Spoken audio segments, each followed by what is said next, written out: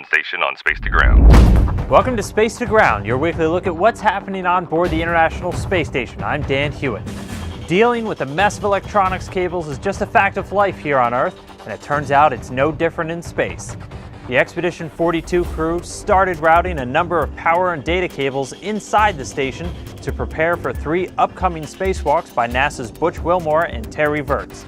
The two will be heading outside in late February to ready the station for new docking adapters that will be used by U.S. commercial spacecraft slated to start bringing up astronauts in 2017. And the station crew wrapped up one experiment on orbit that some unlucky people have personal experience with.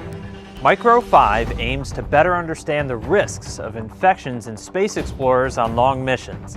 The experiment studies groups of roundworms infected with salmonella, the common cause for food poisoning.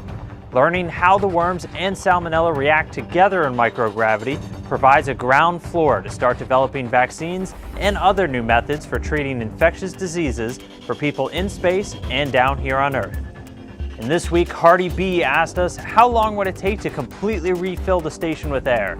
Well, it takes a lot of gas to keep the enormous interior of the station feeling like you're back down here on Earth. Right now, there's about 2,100 pounds of air inside the station, enough to pressurize it to 14.7 psi, the same pressure we feel at sea level. Hypothetically, if the station was at vacuum or 0 psi, our equipment would take almost 5 days to pressurize it. Make sure to keep sending your questions and comments using the hashtag #SpaceToGround. We'll see you next week.